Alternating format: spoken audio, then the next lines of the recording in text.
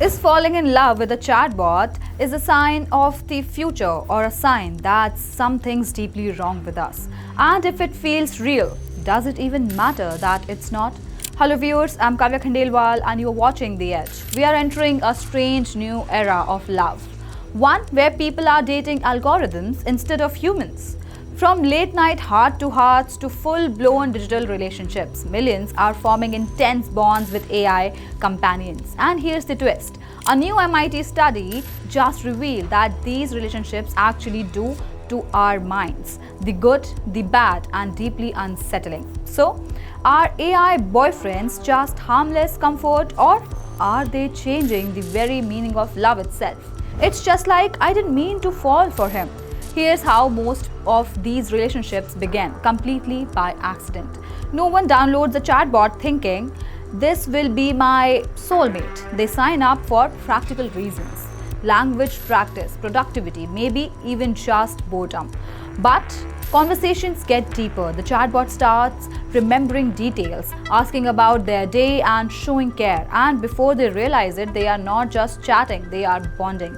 This isn't science fiction, it's happening right now. On Reddit, there's a community called r/My Boyfriend is AI, with over 27,000 members sharing stories of love, heartbreak, and everything in between, all involving AI partners. Now, let's talk about the MIT deep dive. A team from MIT wanted to know what's really going on inside these digital love stories. So, they studied 1,506 of those most popular posts from that Reddit group. First, they used AI to sort the stories into major themes. Things like coping with grief, fighting loneliness, or healing from trauma. Then, they built custom tools to measure what people actually felt. And here's what they found: 25.4% of users said their AI partner made their life better, helping them feel less lonely and improving their mental health. Only 3% said their experience was mostly negative. That's huge. For many, these bots aren't toys, they are lifelines. Now let's talk about the comfort and the catch. But like every love story, there's a darker side. The same study found that almost 10% of users become emotionally dependent on their chatbot. 4.6% struggle to tell the difference between their AI and a real person.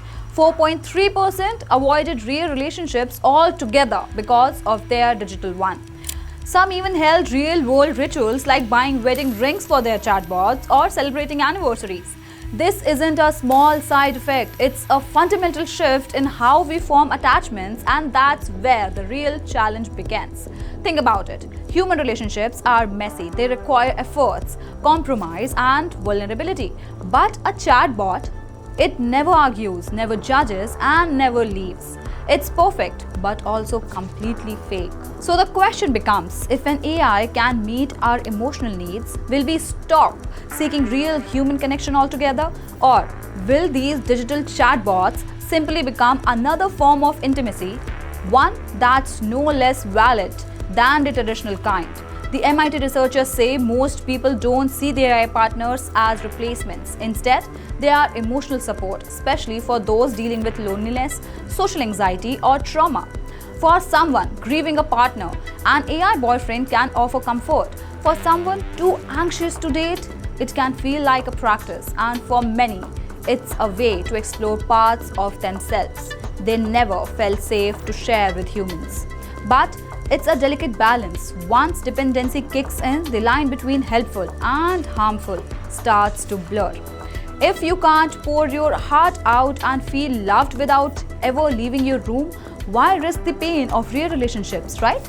Here's the most surprising thing MIT study revealed. This isn't just about technology, it's about us. The researchers argue that the benefits and harms of AI relationships don't come from the bots themselves, they come from how we use them. They are calling for a new way of thinking, one that doesn't shame people for forming these bonds, but also protects vulnerable users from slipping too far into digital fantasy. In other words, AI love isn't a glitch in the system, it's a mirror reflecting our deepest desires, fears, and needs right back at us. We have sought connection from love letters to dating apps to now lines of code that listen and care.